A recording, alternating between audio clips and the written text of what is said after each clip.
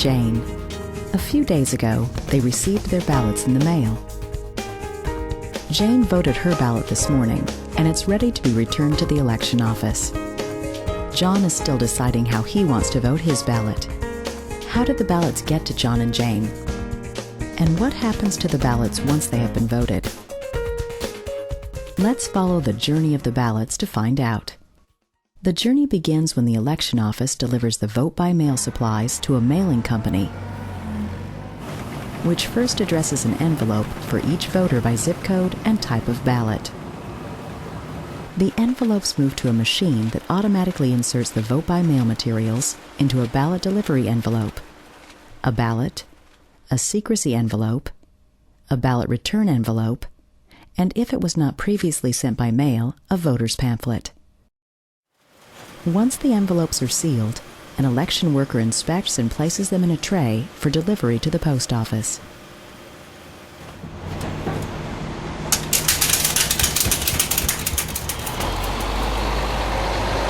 When all the ballots are ready, they journey to the post office. The post office whisks the ballots to high-speed barcode scanners that sort them for delivery.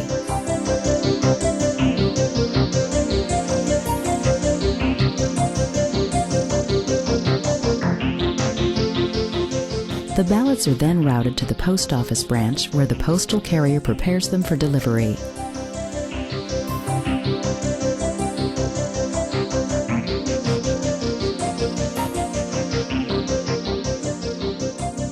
Once the ballot is delivered, the next step is up to the voter. It looks like John has decided how he wants to vote and is ready to mark his ballot.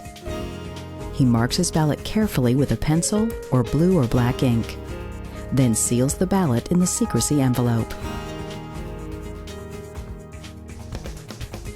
He inserts the sealed secrecy envelope inside the ballot return envelope, seals it, then signs the outside of his ballot return envelope.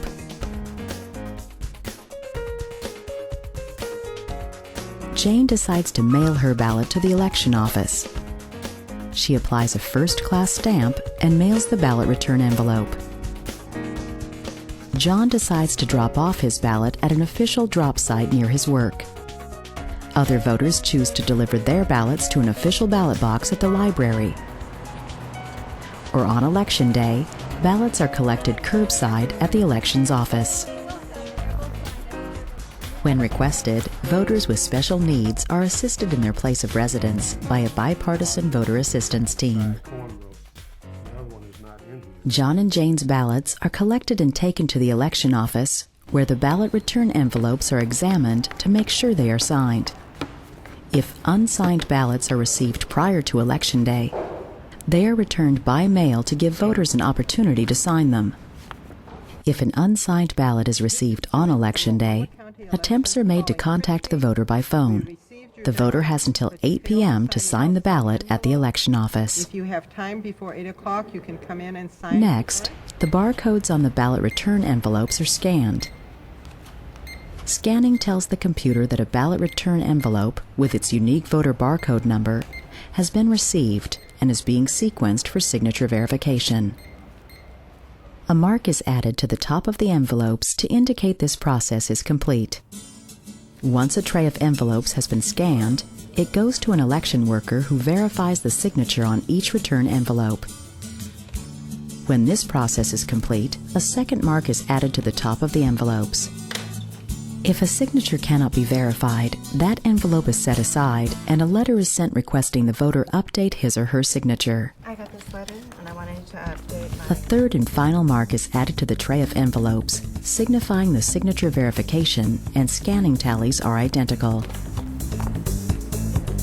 After the signatures have been verified, the ballot return envelopes journey to the sorting station, where election workers sort them by precinct. The ballot return envelopes are held by precinct until a few days before Election Day, when the Ballot Inspection Board may open them. Precinct by precinct, automatic envelope openers open the ballot return envelopes without damaging their contents. Working with one precinct at a time, the board places the ballot return envelopes face down before removing the secrecy envelopes from them. Before opening the secrecy envelopes, the stack of ballot return envelopes is checked to make sure nothing remains inside of them. This is done by peering through the holes in the envelopes. The stack of empty ballot return envelopes is then placed in the precinct supply box. The board then removes the ballot from the secrecy envelope and checks the ballot for irregularities. If a ballot is damaged so the optical ballot scanner cannot read it, the ballot is placed inside a special envelope and sent to the bipartisan duplication board. A control number is written on the original ballot, and the same number is written on the duplicate ballot. Thus, anyone may verify the duplicate ballot was marked exactly as the original ballot. Also, if the voter marks an oval, crosses it out, and marks a different oval, the ballot is sent to the duplication board. The duplication board determines the voter's intent and then duplicates the ballot. The optical ballot scanner must be able to read the voter's mark on the ballot. If a ballot is marked with something other than blue or black ink or pencil, the board requests the supervisor to use a special graphite stamp to enhance the original mark. The enhanced mark is placed over the original mark, allowing the intent of the voter to remain visible. When the board completes inspection of the precinct's ballots, the ballots are placed in a transport carrier and journeyed to the ballot counting center, where optical ballot scanners tally them. When the voting deadline arrives on election night, the first report of election results becomes available. The ballot's journey ends when the election tallies are completed. Over the years, Oregonians have cast millions of vote-by-mail ballots, and the popularity of vote-by-mail increases with each election. For more information about vote-by-mail, please contact Multnomah County Elections at 503-988-3720 or visit our webpage at www.mcelections.org.